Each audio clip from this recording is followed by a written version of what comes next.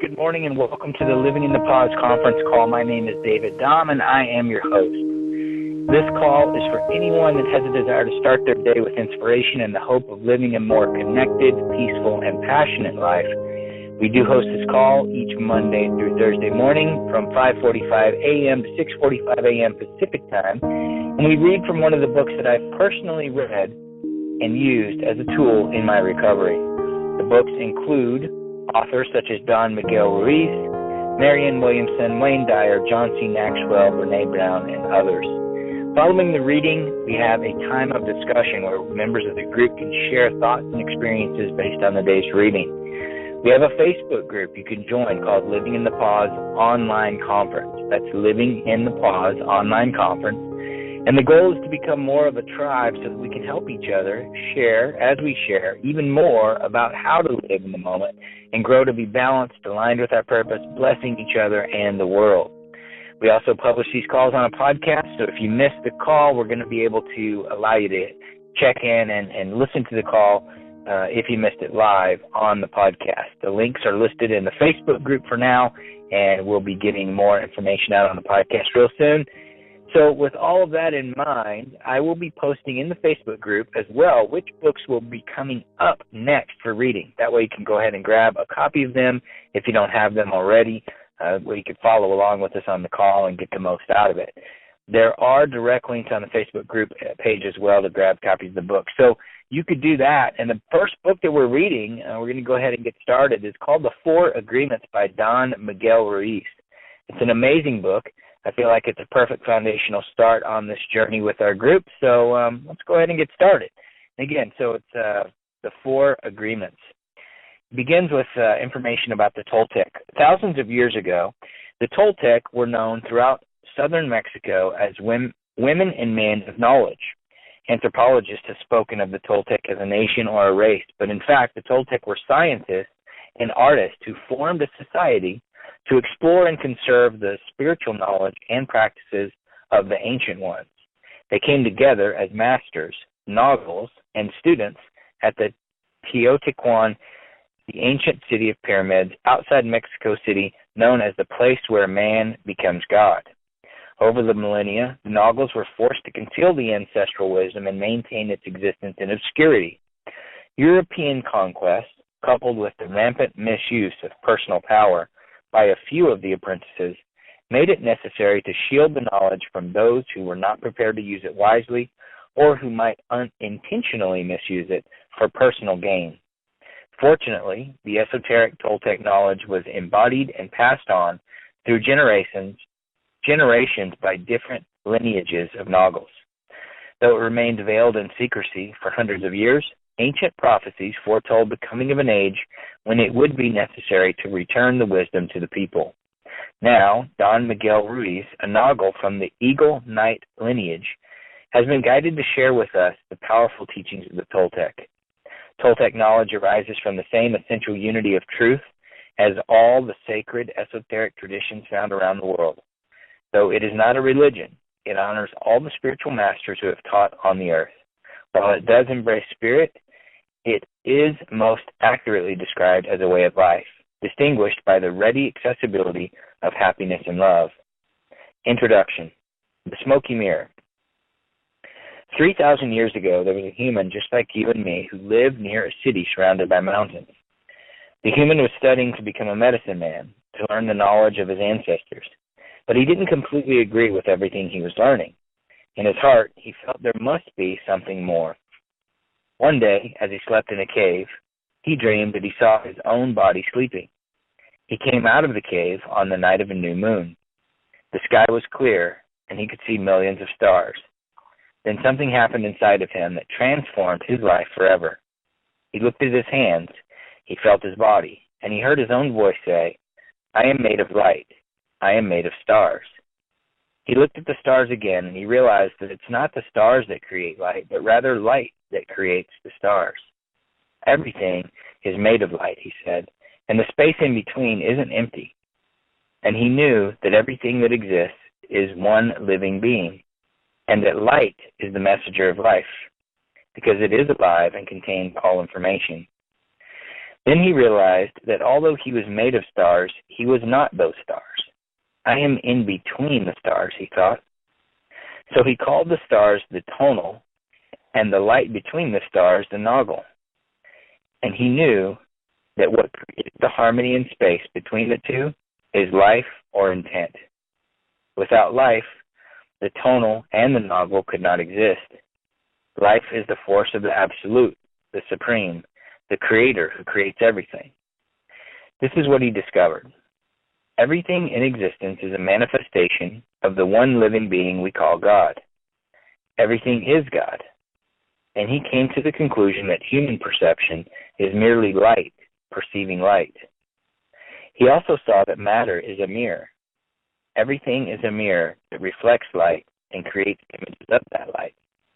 And the world of illusion, the dream, is just like smoke, which doesn't allow us to see what we really are. The real us is pure love, pure light, he said. This realization changed his life. Once he knew what he really was, he looked around at other humans and the rest of nature, and he was amazed at what he saw.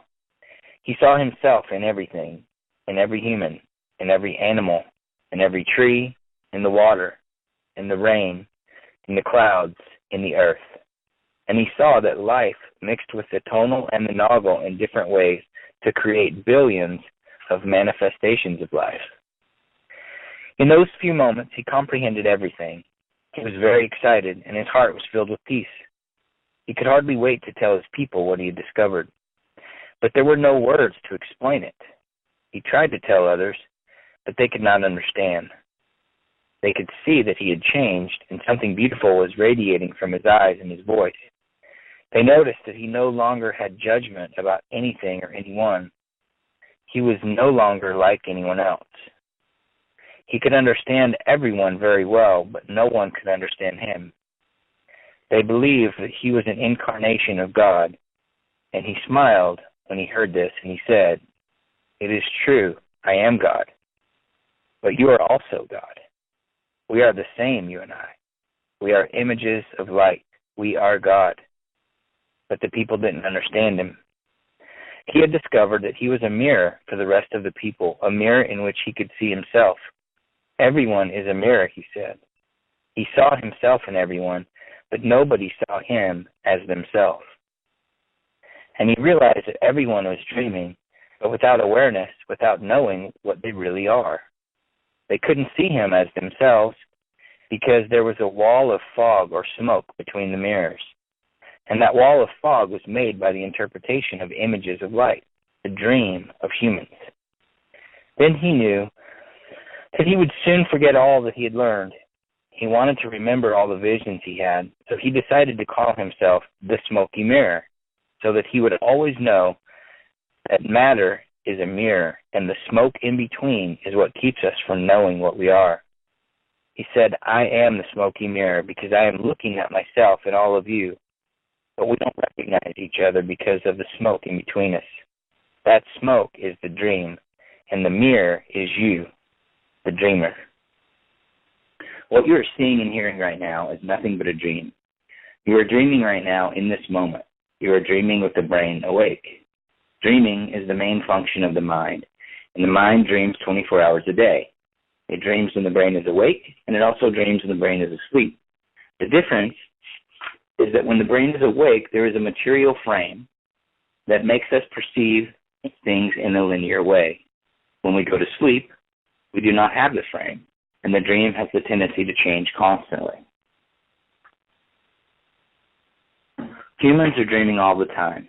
Before we were born, the humans before us created a big outside dream that we will call society's dream or the dream of the planet. The dream of the planet is a collective dream of billions of smaller personal dreams, which together create a dream of a family, a dream of a community, a dream of a city, a dream of a country, and finally, a dream of a whole humanity. The dream of the planet includes all of society's rules, its beliefs, its laws, its religions, its different cultures and ways to be, its government, schools, social events, and holidays. We are born with the capacity to learn how to dream, and the humans who lived before us teach us how to dream the way society dreams. The outside dream has so many rules that when a new human is born, we hook the child's attention and introduce these rules into his or her mind. The outside dream uses mom and dad, the schools, and religion to teach us how to dream. Attention is the ability we have to discriminate and to focus only on that which we want to perceive. We perceive millions of things simultaneously, but using our attention, we can hold whatever we want to perceive in the foreground of our mind. The adults around us hooked our attention and put information into our minds through repetition. That is the way we learned everything we know. By using our attention, we learned a whole reality, a whole dream. We learned how to behave in society, what to believe and what not to believe, what is acceptable and what is not acceptable, what is good and what is bad, what is beautiful and what is ugly, what is right and what is wrong. It was always there. All that knowledge, all those rules and concepts about how to behave in the world. When you were in school, you sat in a little chair and put your attention on what the teacher was teaching you. When you went to church, you put your attention on what the priest or minister was telling you. It is a dynamic with mom and dad, brothers and sisters. They were all trying to hook your attention. We also learn to hook the attention of other humans, and we develop a need for attention, which can become very competitive. Children compete for the attention of their parents, their teachers, their friends. Look at me, look what I'm doing. Hey, I'm here. The need for attention becomes very strong and continues into adulthood. The outside dream hooks our attention and teaches us what to believe, beginning with the language of what we speak. Language is the code for understanding and communication between humans. Every letter, every word in each language is an agreement. We call this a page in a book. The word page is an agreement that we understand. Once we understand this code, our attention is hooked and the energy is transferred from one person to another. It was not your choice to speak English. You didn't choose your religion or your moral values. They were already there for you when you were born. We never had the opportunity to choose what to believe or not to believe. We never chose even the smallest of these agreements. We didn't even choose our own name. As children, we didn't have the opportunity to choose our beliefs, but we agreed with the information that was passed to us from the dream of the planet via other humans. The only way to store information is by agreement. The outside dream may hook our attention, but if we don't agree, we don't store that information. As soon as we agree, we believe it, and this is called faith. To have faith is to believe unconditionally. That's how we learn as children. Children believe everything adults say. We agree with them, and our faith is so strong that the belief systems controls our whole dream of life. We didn't choose these beliefs, and we may have rebelled against them, but we were not strong enough to win the rebellion. The result is surrender to the beliefs with our agreement. I call this process the domestication of humans. And through this domestication, we learn how to live and how to dream. In human domestication, the information from the outside dream is conveyed to the inside dream, creating our whole belief system.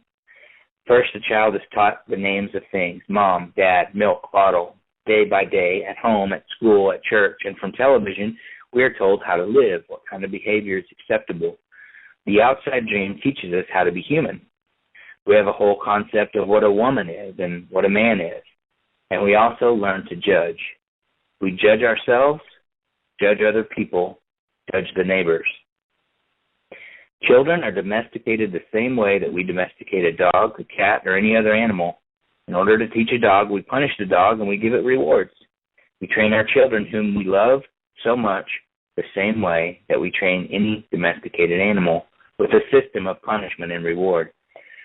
We are told, you're a good boy or you're a good girl when we do what mom and dad want us to do. When we don't, we are a bad girl or bad boy. When we went against the rules, we were punished. When we went along with the rules, we got a reward. We were punished many times a day, and we were also rewarded many times a day. Soon we became afraid of being punished and also afraid of not receiving the reward. The reward is the attention that we got from our parents or from other people like siblings, teachers, and friends. We soon develop a need to hook other people's attention in order to get the reward. The reward feels good, and we keep doing what others want us to do in order to get the reward. With that fear of being punished and that fear of not getting the reward, we start pretending to be what we are not, just to please others, just to be good enough for someone else. We try to please mom and dad. We try to please the teachers at school. We try to please the church, and so we start acting. We pretend to be what we are not because we are afraid of being rejected. The fear of being rejected becomes the fear of not being good enough. Eventually, we become someone that we are not. We become a copy of mom's beliefs, daddy's beliefs, society's beliefs, and religion's beliefs. All our normal tendencies are lost in the process of domestication. And when we are old enough for our mind to understand, we won't learn the word no. The adults say, don't do this and don't do that. We rebel and say no. We rebel because we are defending our freedom. We want to be ourselves, but we are very little, and the adults are big and strong. After a certain time, we are afraid because we know that every time we do something wrong, we're going to be punished.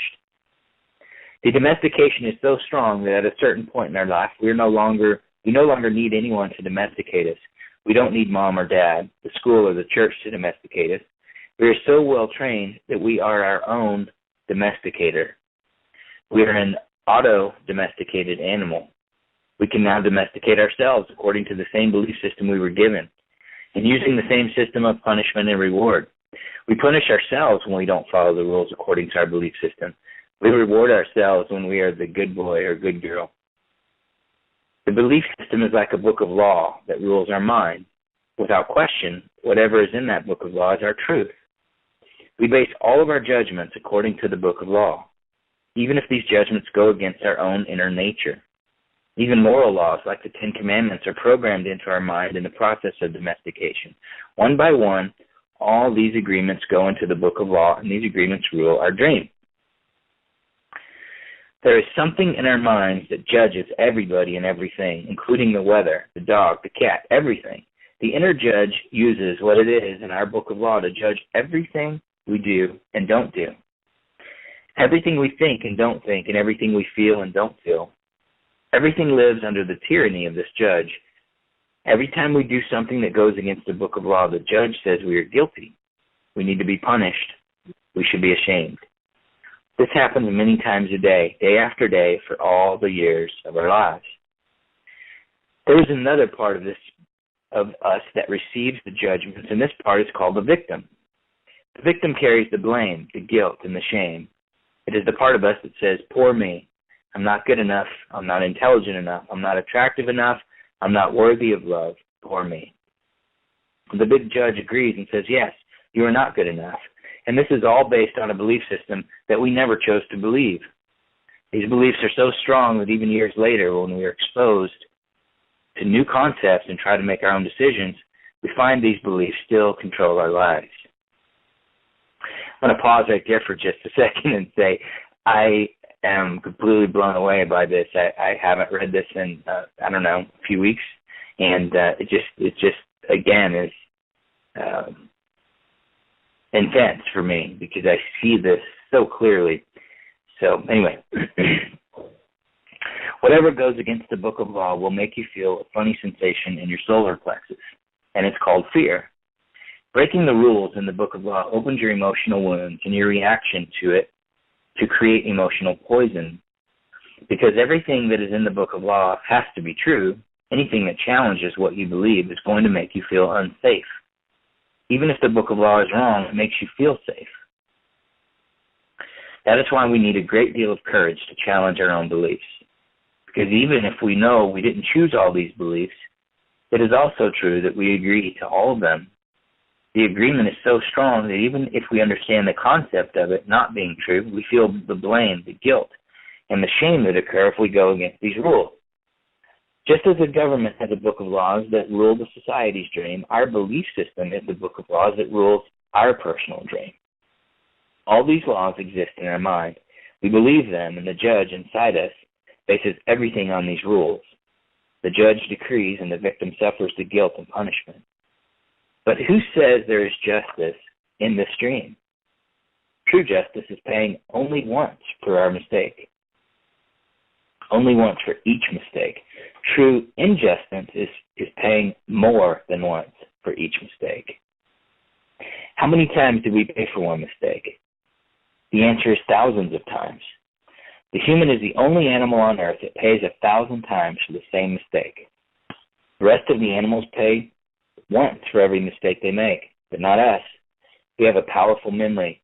We make a mistake, we judge ourselves. We find ourselves guilty, and we punish ourselves.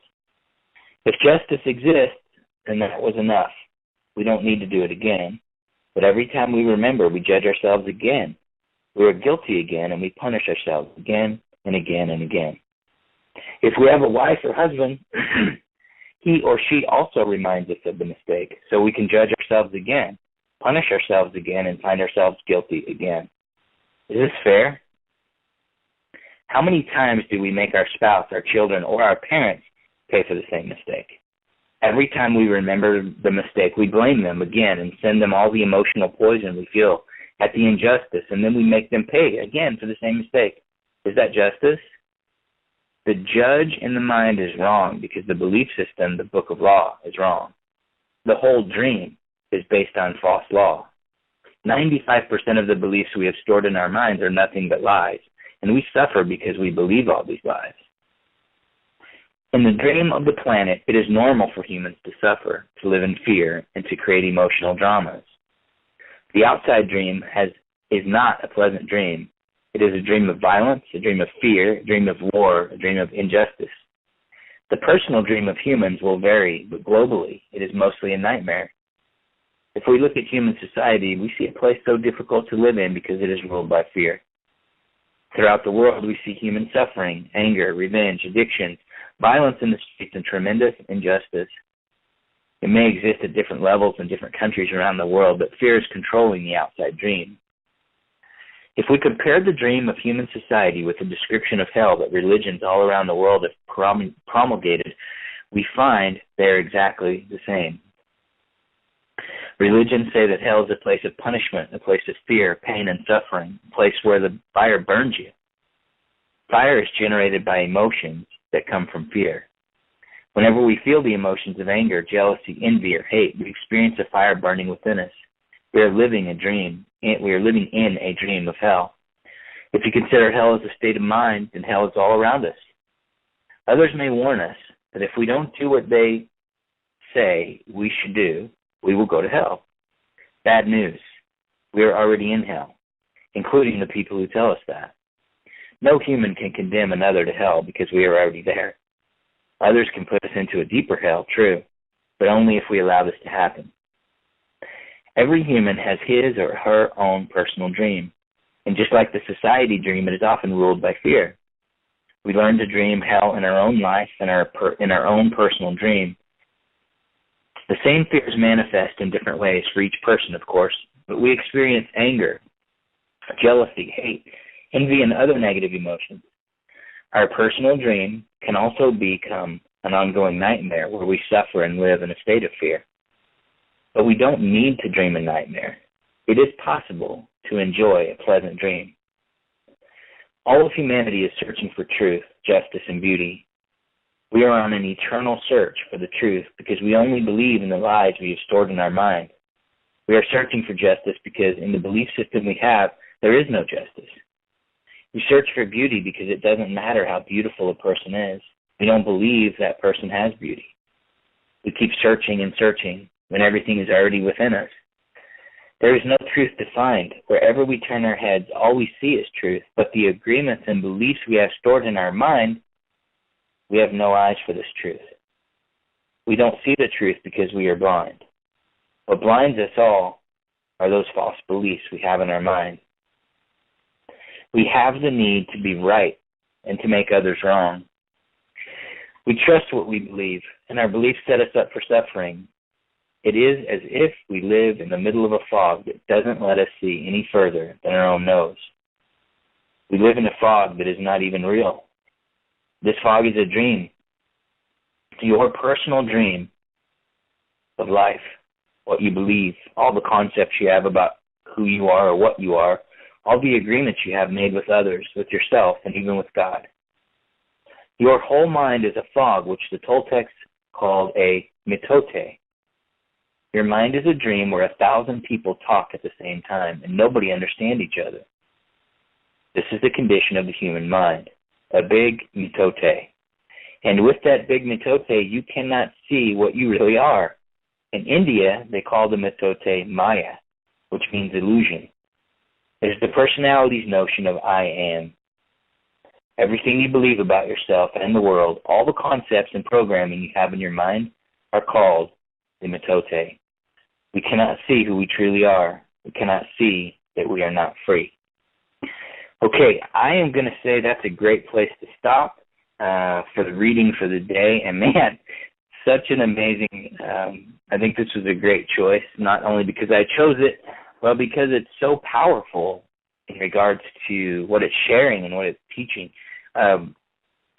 When I first read this book, it had such a huge impact on me, and then I read it again recently, within the past few months, and it really did have an impact. I was literally, I was doing some writing yesterday for, some speaking and different things, and a lot of this stuff came up because it's true.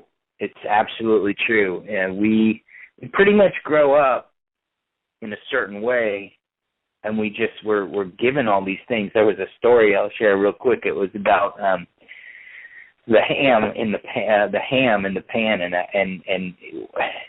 they were cooking. There was a family cooking some dinner, and it was a holiday, I believe, Thanksgiving. And the little girl was in the kitchen helping cook, and her mother cut the ends off of the ham, and then she put it in the pan, and she asked, "Mom, why do you cut the ends off the ham?" And she goes, I don't know. That's just the way we do it. That's what Mom always did. She asked Grandma in the living room, Grandma, why do you cut the ends off the ham? And this went on, and she's like, you know what? Same answer. I don't know. That's what we've always done. That's what my mama did. So they got Great Grandma on the phone and asked her, and this girl was just so curious about this, and she wouldn't let it go. And finally, the Great Grandma actually told her, oh, honey, you know what? My pan wasn't big enough. And so what happened is they just passed this on just because that's just the way we do it, and we do that with so many things, and then we realize, are these things serving me? So it's amazing. I love this book, and I think it was a great place to start. Now, I wanted to say a couple things. Number one, we just literally started this call, so it's brand new. We made a decision over the weekend to start the call on a Monday morning at 5:45 a.m. Pacific. So I'm not even sure how many callers we have, or if anybody, I wouldn't be surprised if nobody else is on. I do believe my partner, Efren, is on, and he's also my editor, and but I'm not sure. So, and I don't think I muted the line. So if anybody's on, or you wanted to share anything at all, go ahead and unmute yourself, and feel free to chime in or say hello or share. Yeah, *6 to unmute yourself, but yeah, go ahead and try that if anybody wants to chime in. I think I had to mute all the lines in order for that to happen, but I'm not 100% sure. Again, just getting all the kinks out here first time. Yeah. So *6 if anybody else wants to come in. Otherwise, Efren, do you have any thoughts about that reading? Yeah, it's interesting. That's a powerful beginning to a book. It's a slap to the face, basically. It just says, hey, everything you do is not your choice, and it was everything that was programmed into you by society, which I thought it was interesting. He says that includes your parents, your teachers, and even your siblings. And what I immediately thought of when I heard you're being programmed from a young age, was the current presidential election. You watch the candidates' speeches, and a common theme you see among them all is their desire to reach out to kids. They all want to, quote unquote, help the kids, and basically that's what they want to do. Is what he's talking about in this chapter is they want to begin the programming at a young age, and so I'm curious to see where chapter 2 goes in terms of differentiating your dream, your personal dream, from society's dream. Yeah, it's going to be great. So we're obviously still in chapter 1, but You just reminded me when you said that of another book I read by Napoleon Hill called Outwitting the Devil: The Secret to Freedom and Success. What was interesting about that is in that book it literally it's almost the whole book is like it's kind of interesting. It's got to have an open mind, but it's like Napoleon Hill's having a conversation with the devil, and part of it that the quote devil in the book says is, I get a hold of people at a very young age, the kids. As soon as while they're young, I get a hold of them and I program them, and if I can get them into the spirit of fear, then I've got my hooks in them, and it's easy from there. But it's interesting. Yeah, I wrote something yesterday, and it was funny. Just this little part I just pulled up, and it was simply that you see over time through constructing and nurturing limiting belief systems, we tend to foster a deficient sense of self-value, self-worth, and self-esteem. And so that's what we do. And it's interesting that we don't just it's not just like it's not our natural intuition to become those things. It's not our natural, state of being to become fearful and less than and feel that way. And it literally is society. And it's kind of interesting, because this is not by any means, this book is amazing, and the 4 agreements that they're going to go into here that he covers are extremely helpful. But what it is, it's eye-opening. So it could, obviously, depending on how you look at it, maybe come across, somewhat negative. But it's reality, and it is what it is. So. Yeah. Let me ask you something. How did you feel when you first? Obviously, I felt a little like anger almost, reading this and reading it and thinking to myself, God, he's right. I've been programmed to be a certain way, to think certain things, to do certain things based on what was around me, my society. And so he also mentions the fire. He says that your defiance to this societal dream is your inner fire, your inner dream trying to manifest itself. So how did you feel? How did you react when you first read the 4 agreements, particularly this chapter? I could probably say that I related to the whole concept of feeling safe by kind of going with the flow of the book of the law, is what he was talking about. And it was kind of crazy, because it says breaking the rules in the book of the law opens your emotional wounds, and your reaction is to create emotional poison. So what happens is it's almost, well, I kind of liken it to looking in the mirror. And so a lot of people don't want to look in the mirror, because in there they see truth, they see reality. I like that quote. I actually used it yesterday by Deepak Chopra, and it says, to make the right choices in life, you have to get in touch with your soul. To do this, you need to experience solitude, which most people are afraid of, because in the silence you hear the truth and know the solutions. So it's interesting in this opening part here that talks about all the noise. So how I felt is I felt kind of ripped off. So I get what you're saying, kind of mad, almost angry, like, wow, I can't believe that I was actually, that I actually kind of went along with. And it's interesting because it depending upon what age, you are when you see these things, or these things are brought to light, it has such a huge impact on life and how things go for you. Because again, as we'll get into here, you have a huge amount of control that we don't feel like we have control. We feel like we're out of control, and that is because we feel like we're being controlled. And so I felt I could see the anger, component. I felt a little bit ripped off, like, wow, what have I been doing? Almost like I definitely came to a point in the transformation that I've been having where I said, what have I been doing? I've been doing everything for everybody else. I've been doing everything that the world thinks I should be doing. I've been doing everything that society thinks I should be doing, my family, whatever, or other people. But really, what's important? And so I had to, this whole journey inward was. This is a great text to kind of spawn a little bit more thought process in that area. For sure. This text that I just read, is so intense that I literally got choked up at a spot or two, and it's just because I relate it so much to my life, and it's almost like once you see the truth, so to speak, once you see things for what they are, it's like so.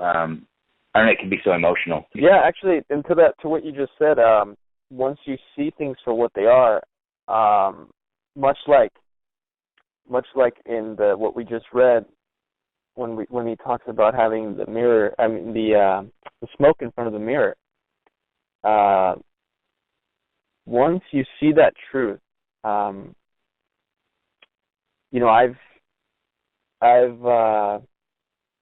experienced, some seeing reality in a certain way, and I find myself, if I revert back to my old ways, my old programming per se, it's almost a willful ignorance. It's no longer an ignorance of not knowing the truth. It's now an ignorance I'm choosing to impose on myself. So, can you expand a little more on that?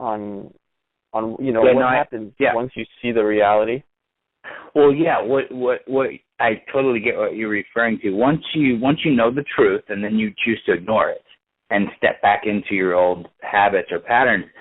What's interesting is that at that point, the tables have turned a bit, and you feel guilty almost, or shameful, or you feel something, and that something that you feel in your gut now, instead of you feeling it when you actually do something that's you talked about the book of law and the society, and instead of going against the grain there and feeling bad, what you do is once you've seen the truth, then once you see the truth, then you step back into society's way of doing things instead of your truth, then you feel bad, and so there's a shift, and once the shift happens, it's not the same anymore. It's like you don't even get the joy or you don't get that safe feeling anymore from being ignorant.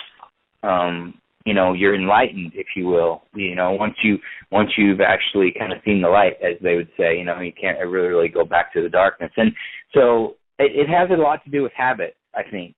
I think it has a lot to do with habits because, look, the whole concept of what we, it's all about the ego, and I know we're going to get into that, I'm sure, during this book, but the idea of what I have, what I do, and what other people think of me, that's the ego's way of keeping us in the past and the future and keeping us all stuck in this world and the noise in our head.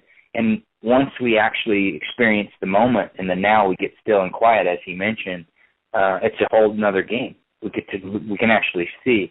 So it's strange because what you just brought up was that, like, now when someone does something or something happens or someone says something or when something happens in my life, I see it, and it's almost like a thought, like you're watching thoughts, like clouds going by. So I see the thought, or I see the action, I see the stimulus. Perfect.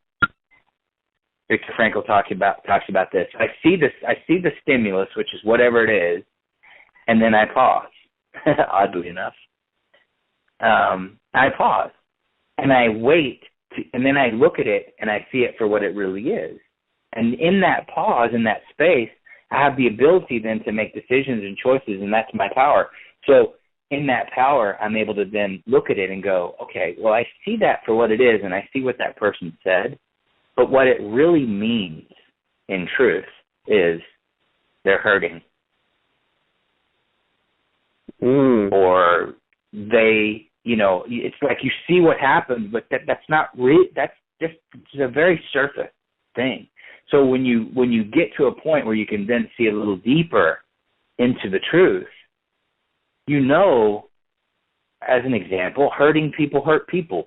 So if someone is lashing out or someone's reacting or responding or saying something that might normally hurt your feelings or make you feel bad or feel shameful or regretful, what's really happening is that person who's saying that is hurting themselves. And so you get to see beyond. And so it's interesting because it's sometimes it just blows me away because I'm like,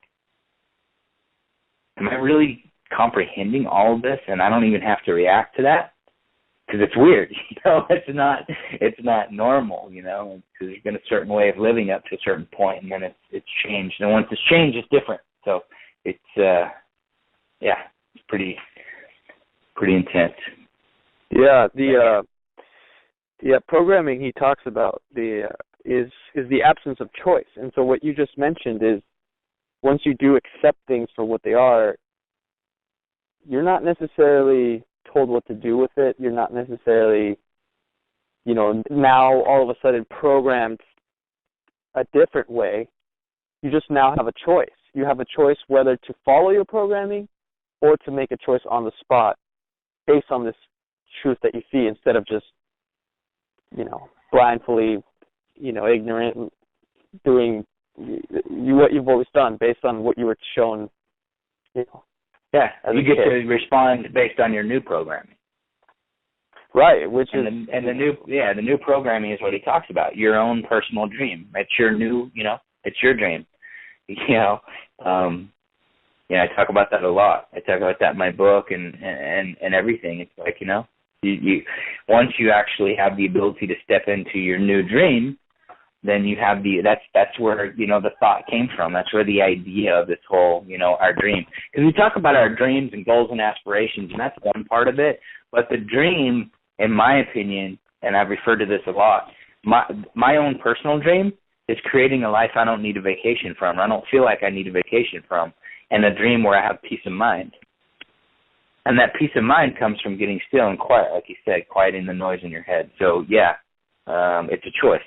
And it's we could go down a lot of different rabbit trails, but the idea here is simple. It's one whereby you realize that you've been being programmed all your life, period.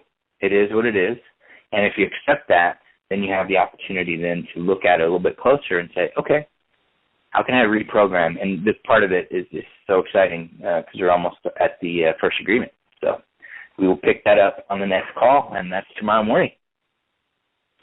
Yeah, I'm curious. I'll say one last thing. I've never read this book, and so I'm curious to see where he goes with personal dreams, because a lot of authors, a lot of speakers, they have different opinions on what your personal dream is. So I'm curious to see if he explains your personal dream as your interpretation after you've seen reality. So is your personal dream based on now interpreting what you've been programmed to do, or is your personal dream one that was there before your programming? So that's what I'm curious to see where this goes. Yeah, it'll be fun. I'm glad. That's exciting. I wasn't sure, but I thought about that this morning. I wasn't sure if you'd read it or not. So, no, that's great. So it's cool that you're getting to go through it this way. That's awesome. So, no, it's amazing. I've taken a lot of, let's just say that the 4 agreements have played a huge part in my transformation. So, it's great. Good stuff. So, all right, so thanks for obviously, chiming in and talking with me. We will be on the call every morning, 5:45 a.m. Pacific time. Obviously, if you're on this call or if you're listening to this, you have the number, but not necessarily, because what we're doing is we're actually taking this call and we're turning it into a podcast. It's going to be a podcast, so that way if people miss the call. So it's possible you're listening to this right now and you're listening to it through the podcast. And if that's the case, let me give you the number. The dial-in number is 712-770-4005. That's 712-770-4005, and the extension to get in is 691-979. Again, 691-979. So look forward to having you on the call. Thank you so much. Have an amazing day, and we will catch you next time. Thanks, everyone. Thanks, David.